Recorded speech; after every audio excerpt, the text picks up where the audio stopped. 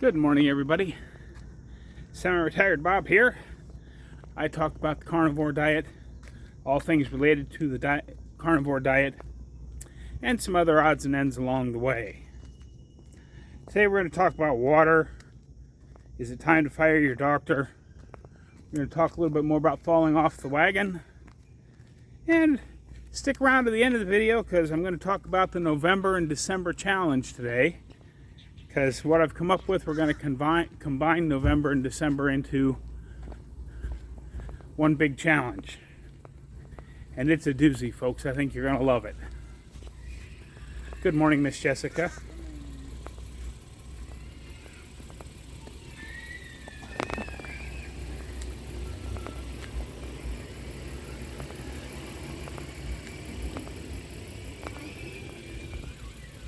So here we are. I don't even know what day it is. It's Wednesday. November's right around the corner. But, yeah, so let's just get right into this thing. Oh, yeah, sorry. If you're new here, or if you're a returning person, welcome. I'm very glad you're here. I hope you enjoy what I'm doing here, or at least get a little something out of it.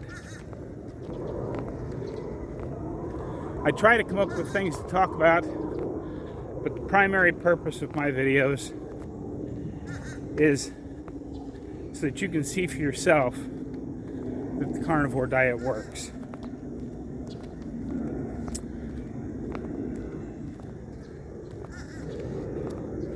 You can see it just from the thumbnail. If you want more proof, just back up a few weeks and look at those videos and then compare them to today.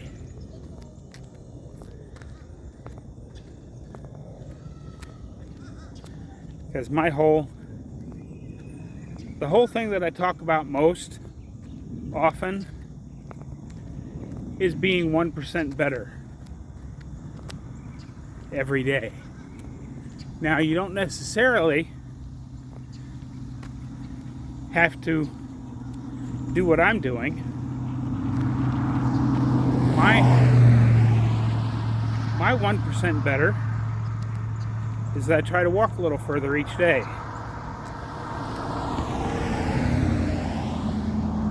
But your 1% better might be doing a little more reading on a subject you're interested in, or just practice getting up and down off the floor, or whatever it is that you're trying to accomplish. Just be 1% better the next day, and the results can be pretty remarkable. I mean, just if you go back to the start of my September challenge, when I first started walking. And I remember I was on the carnivore diet from May the 9th all the way until September the 1st before I did anything I would remotely consider exercise. Because I just didn't feel like it. I couldn't do it. So don't rush into anything. Make sure when you're first starting out you give your body time to heal and get going. But you'll know when it's time. But if you go back and look at that September the 1st video, you'll see that I literally walked down to the corner and back, which was, I didn't even check the mileage. It was 3 houses down and 3 houses back. That's all I did. And this is the 3rd or 4th day. I don't remember which by the time you see this, that I will be targeting breaking the 3-mile mark. And that's just in not quite 2 months. I expect at some point, just like with everything we do, especially on weight loss journeys, that at some point I'll hit a wall and have to stay at the same distance for a few days before I can extend it. We'll see what happens. I don't know. This is the first time I've actually been able to sustain any kind of a get healthier project for longer than a few days.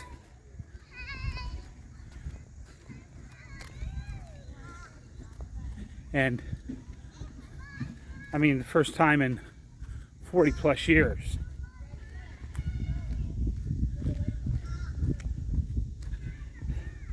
So let's just jump on into this stuff. That's the end of lap 1.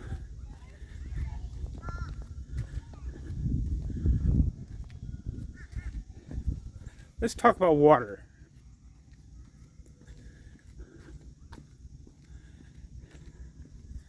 There are tons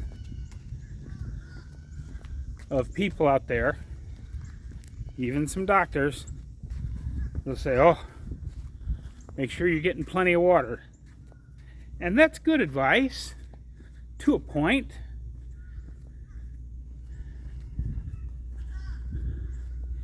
There is literally no research that shows pushing water is helpful in any way.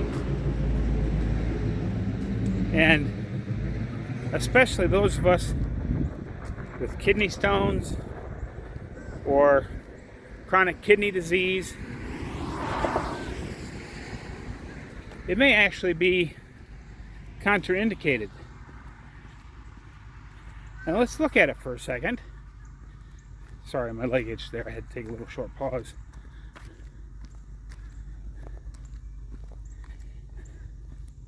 I actually just thought of this as I was coming around the corner. Look at patients that are on dialysis because their kidneys have stopped working. People that are on dialysis regulate how much they drink very, very carefully, because the only way to get that stuff out of their system is when they go to dialysis. Some people do it once a week, twice a week, 3 times a week, whatever their schedule is. But they monitor what they're drinking very, very carefully. And especially if you're in chronic kidney disease range, if you drink too much water, what processes that water? The kidneys. So you're actually making your kidneys work harder the more you drink. Dr. Berry has a very solid solution to this on when you should know if you should drink some water or not. And it's very simple. If you're thirsty, drink. If you're not thirsty, don't. There are no magical properties in water. You know, the thought is that, you know, maybe if you're having a kidney stone, you might want a little extra water to help flush that out. And it sounds really good and makes really good sense, which is one of the criteria I use for the things I do. However, there is no research that shows that that is a fact. It's just supposition. Now, to me, that sort of is a good supposition, but I don't know. I do not have the answer. I've always pushed water in those situations, and I can't tell you if it helped or not, because I've never actually not done it. So I don't know. As Nisha pointed out on their live stream last night, you know who's advocating for pushing lots of water?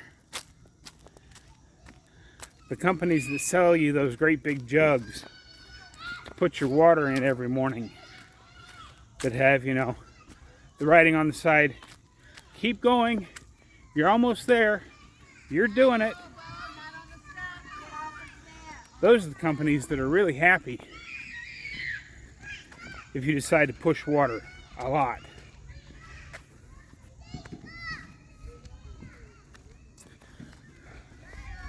So use your own best common judgment, common sense, and if you decide that you're going to push some water, that's entirely up to you. As Dr. Barry is so fond of saying, you're a grown adult. You can make up your own mind what you're going to do.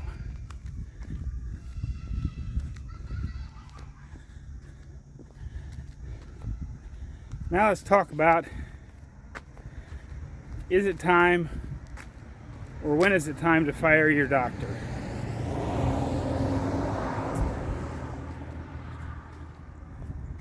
What brought this on is I officially fired my doctor via email yesterday. Not my cardiologist. My cardiologist is great. But my primary, he and I are not going to talk anymore. I'll have to find a new one when I get home in the spring. I got a couple in mind.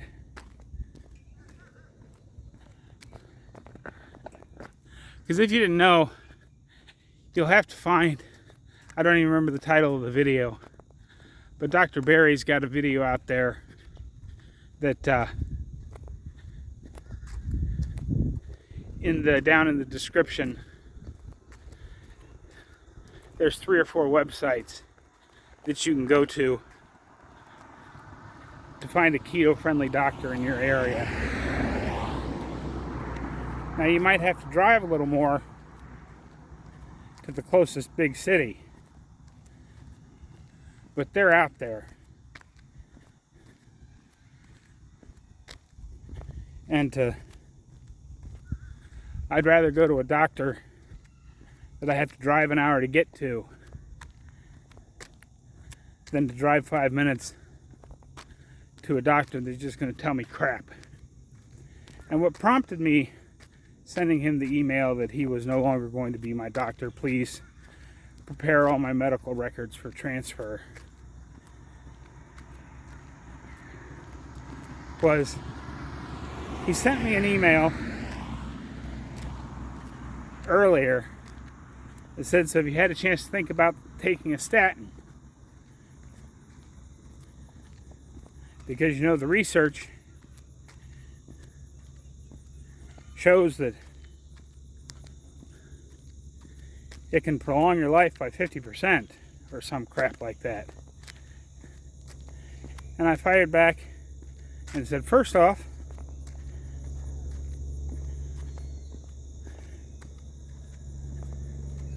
that 50% is relative risk reduction, not actual risk reduction or statistical.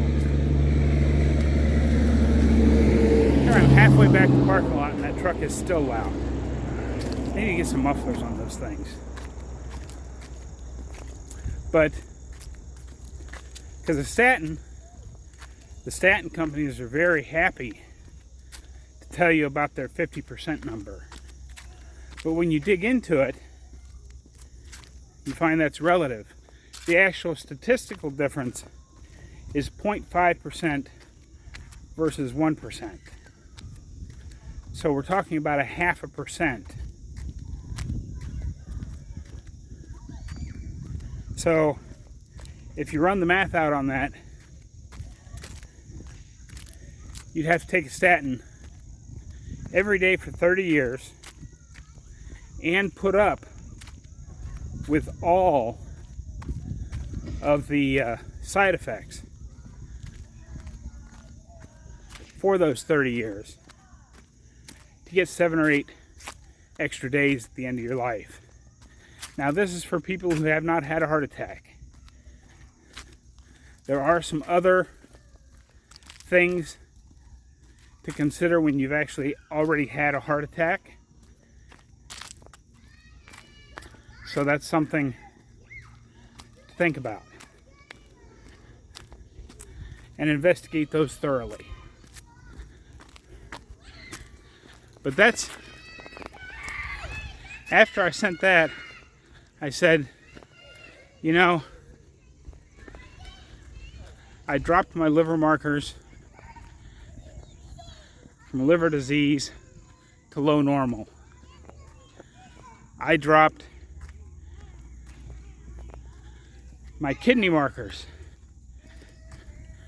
from stage 1 kidney disease back down to low normal. I've lost 100+ pounds. I'm off all but one of my meds. My A1C has gone in grand total from 10.3 down to 4.8. There were some intermediate steps in there. 10.3 is what I was diagnosed with 5, 6, 7 years ago. I don't remember now. Might even been 10 years ago. That was lap 3, by the way.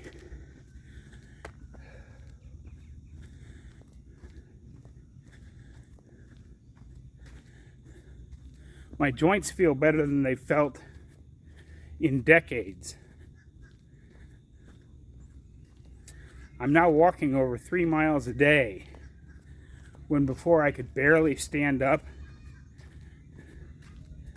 for 2.5, 3 minutes without severe pain. Taking all that into consideration, all you want to talk about is pushing a pill that may or may not have any effect on me. And if it does, I know what the side effects are. I've taken statins before.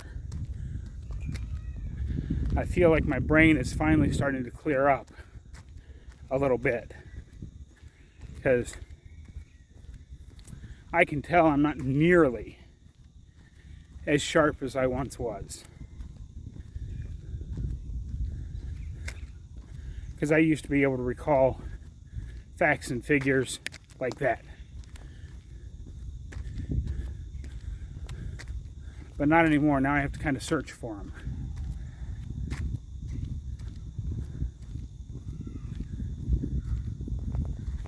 So, if that's really all you want to talk about, it's quite clear to me that you probably shouldn't even call yourself a doctor anymore. You should just call yourself an agent of the pharmaceutical companies, and I will no longer be doing business with you.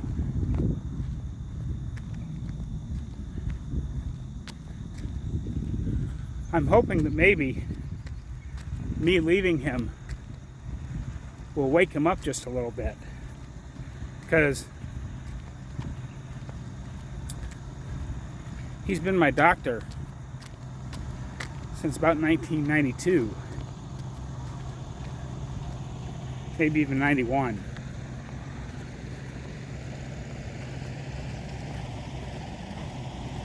I don't remember exactly when I first went to him, because my doctor in Ohio gave me a full load of the gout meds I was on.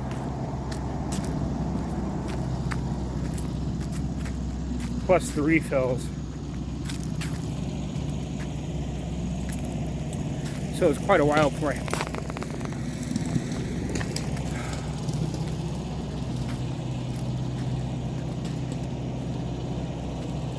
the county tractor with a brush hog behind it mowing the berm.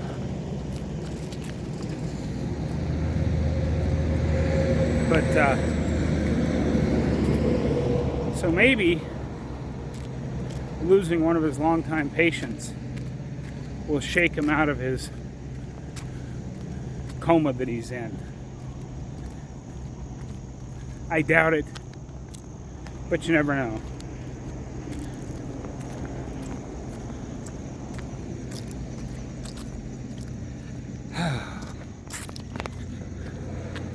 So,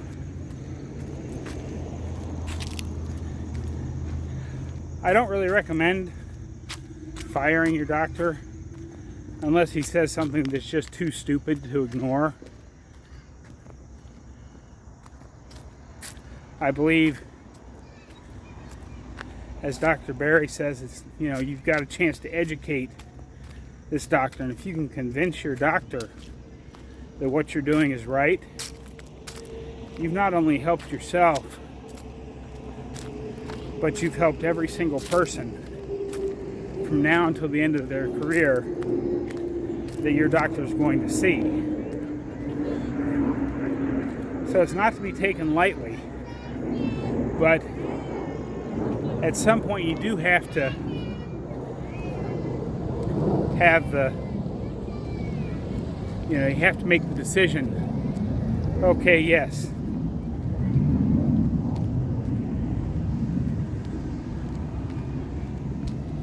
Let me check my steps here.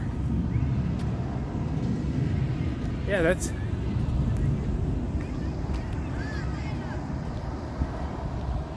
I think that's 4.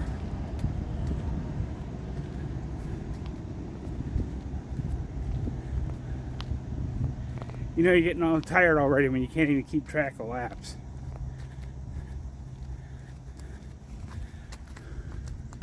But that's my thoughts on when you should fire your doctor. Now let's talk a little bit about falling off the wagon.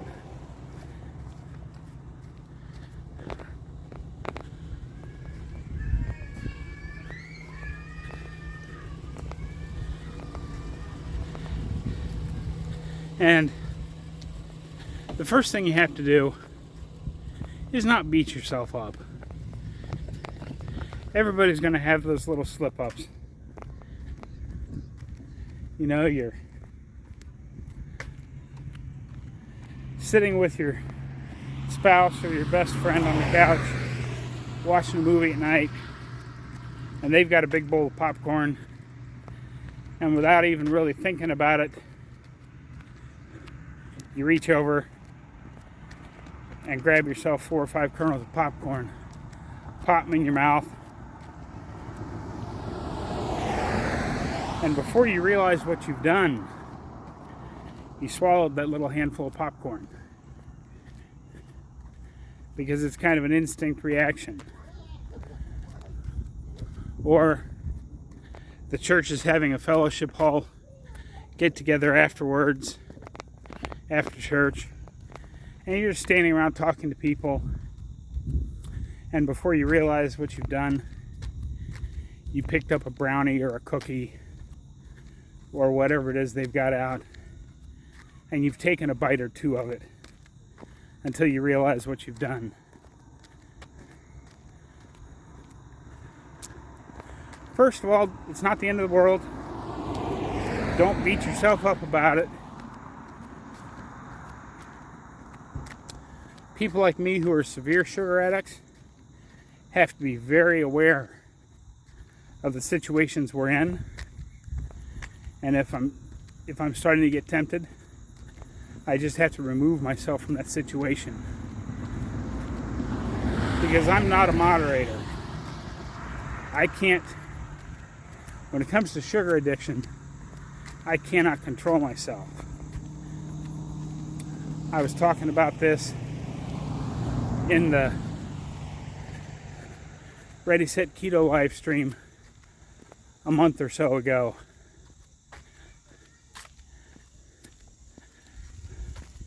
When it comes to ice cream, it doesn't matter what size jug it is, whether it's, a little half pint or a pint, or a quart, or a half gallon, or a gallon, or one of those big 2 or 5 gallon tubs. It doesn't matter what size tub I buy ice cream in. It's a single serving container. So if I'm in that situation where I see stuff I'm not supposed to have,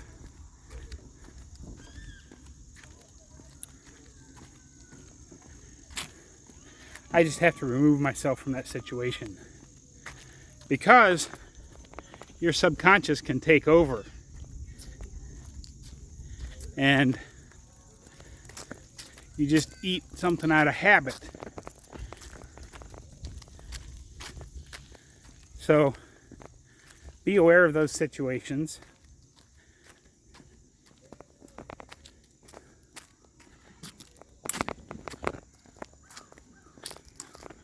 God blast it.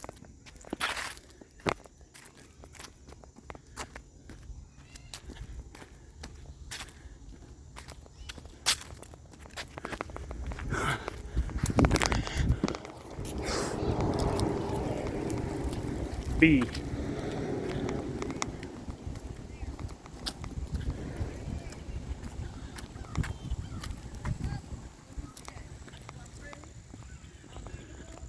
So yeah, the state bird of North Carolina is the common housefly and the honeybee.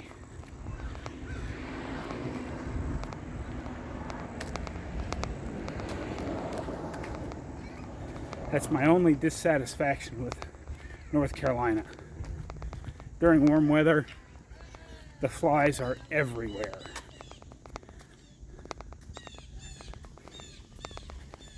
If anybody knows any advice for repelling them, because I invariably, after I close down my trailer for the night, I have to stand there in the dim light and kill 2 or 3 flies before I try to go to bed, or they will buzz around my ears and nose and big fat shiny forehead all night long. But yeah, so don't beat yourself up if you fall off the wagon. It happens. Where am I at? Okay, yeah. Judging by the watch step counter, that was lap 5 already. So be aware that you can eat out of reflex even after you've been carnivore for a long time. Especially if you're a severe sugar addict like I am. Just don't beat yourself up, get right back on the horse and keep going. The one thing we don't want, which happens a lot from the comments I read, not necessarily on my channel, but just out there on the internet, the thing that happens to a lot of people is their sugar addicted brain takes over and they go, oh, I just blew it. I ate that cookie, or I ate that brownie, or whatever it was that you had 2 or 3 bites of. Then your brain says to you, well, since you've already blown it for the day, why don't you go ahead and eat some more? And our sugar addicted brain is very good at tricking us into saying, yeah, that sounds like a good idea. Since today's already blown, I might as well do it right and have a little handful of those cookies, then go out to eat and get those 10 or 20 tacos I've been craving, or an extra large stuffed crust pizza, and then I'll get back on it tomorrow. That's the last thing you want to do. And you only have to do that once. before you realize how bad that makes you feel. Not mentally. There is a big mental side to it. It makes you feel bad. But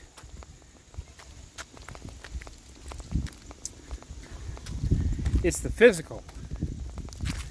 It's not going to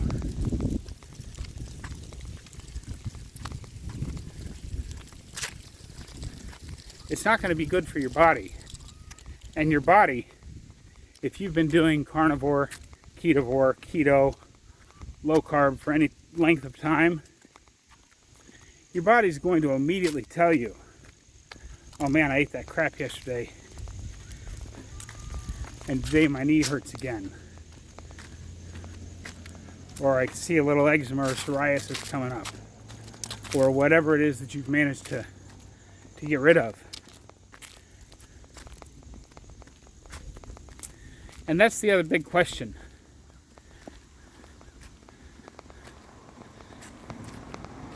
I talked about it in the short that I put out today, which will actually be yesterday by the time you see this.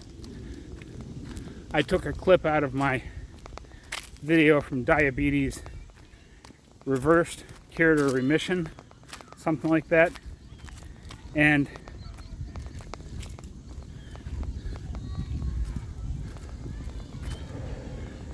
the real reason I can say cured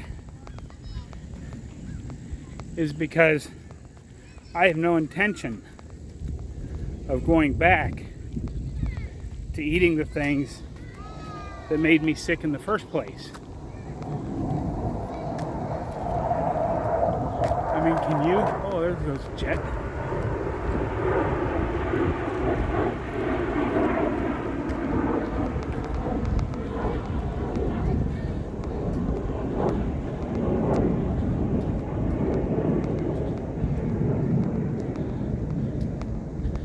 You know, I think it was Dr. Barry that first made the analogy. If you have a friend who's been struggling with alcoholism, and all of a sudden he invites you along to his AA meeting because he's going to get awarded his 10-year chip, after the meeting, would you talk to your friend and say, hey, 10-year chip, that's amazing, let's go to the bar and celebrate? You wouldn't do that. That's idiotic. So if that's idiotic, why in the world, after you've lost, we'll use my example, after I've lost as far as I know right now, because I don't weigh in for another couple of days, but I'm down 105 pounds. My joints are working better than they have in decades. I'm walking over 3 miles a day, every day.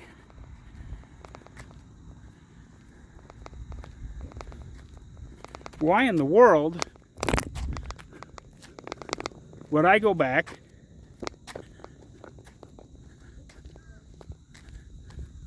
and eat the stuff that made me sick in the first place? I have no intention of doing that. Now, after I get the goal, I will slowly add a few. First, I'll put all the carnivore foods back instead of just doing this lion diet thing, one at a time. And then after that, I think I mentioned before, I really love green beans cooked in bacon grease. So I'll try a few of those and see how I feel. Add a few other ketovore things. And I think for maintenance, I'll probably end up ketovore. But if I discover there are none of the vegetables that I used to love that I can have without reigniting one of my problems, then I just won't. But you'll be here for all of that. I said that's at least a year out in the future. But you guys will be here, and hopefully there'll be some more of you. We're closing in on 2,500 subscribers. If you're still here at this point in the video, why don't you go ahead and subscribe? It doesn't cost you anything. It's absolutely free, and it does help the channel. Feel free to share this on your own social media, or put it in an email, or print it out and send it out via carrier pigeon. However you like to share stuff with someone you think it might help.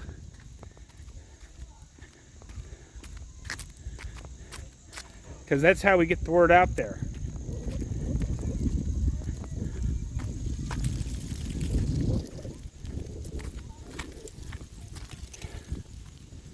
So what was I talking about before that little side spiel?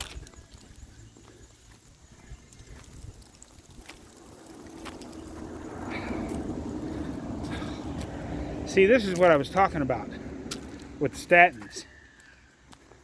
I have no idea if I finished my thought in that last segment or not. So if I kind of left it hanging, I do apologize. But I have no idea what I was just talking about. And that's the kind of brain damage that statins can lead to in some people. And it may just be that I'm getting older now. I've never had a great memory for that kind of stuff. I was always good at facts and figures, but we'll see. We're coming up on the end of lap 6. I'm going to set you down and grab a drink of water. Don't forget to hang around to the end, or if you don't like the music section, skip over it. But be sure to come back for the end, because we're going to talk about the November and December challenges right after we cue the music.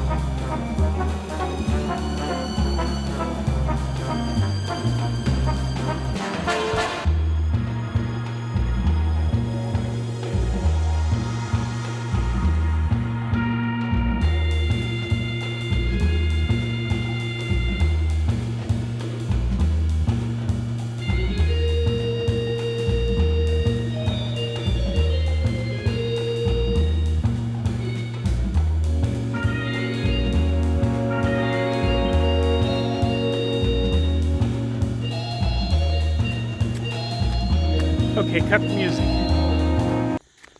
Thank you. Okay, guys. I'm coming around the back half of lap number 10. It's right about in here that I'll put up my mileage for the day and my walking pace times. That's something I added just a couple of days ago. Well, let's talk about the November and December challenge. And this sort of ties back in to why I was talking about falling off the wagon today. The holidays are coming. There's going to be tons of gatherings and lots of food that we shouldn't have. The challenge, I'm not telling you not to have any of that stuff because it's the holidays. But make a plan. Like for me, I know I love my cousin's cranberry salad. So at Thanksgiving, I will probably have a little bit of that. Hopefully it doesn't tear me up too bad. But there's also, with the holidays, plenty of turkey and roast beef and chicken and ham. Plenty of things we can eat and stay on plan. I would suggest taking a little thing of your own Redmond's real salt with you. Maybe even take a little container of butter to add butter to stuff. I'm going to come over here and sit down on the edge of the trailer for just a second because I am beat. Beat. Oh. Okay. Now, so make a plan and stick with it. You know, if you know you love Aunt Marie's pumpkin pie, and it's your favorite thing about Thanksgiving, go ahead and plan to have that pumpkin pie. But make sure everything else you eat is still on your diet. Don't beat yourself up about it. And the next day, get right back on it. And if you eat enough of the good stuff, you might end up being too full to have that pumpkin pie. Just like with Christmas. And the New Year's, you know, there's a lot of holidays coming up. So the overall challenge for November and December is to make a plan, stick to it, and the bottom line, be okay if you don't have any weight loss for November and December. But try not to gain any weight. Because the holidays is where a lot of people stumble and they screw it up really bad because, well, you know, they're over at Aunt Marie's house and she is the best cook in the history of the known universe. And you just can't help yourself. And I understand that. But, so make a plan and stick to the plan as best you can. Go ahead and plan out what little bit of cheats you're going to have. Try to add it all up so that you're not getting more than, you know, say 40, 50, or 60 carbs. Because that much might create a little blip, but it's not going to kill you. Unless you wake up the next morning and all your joints hurt because you ate some cranberry salad. And then you'll know for the next year, as much as I love that cranberry salad, I cannot include that in my plan. So remember to get 1% better today than you were yesterday. There should be a video pop up over here for the entire October challenge. Another one over here you've never seen before. Have a great day, everyone. I'll see you tomorrow.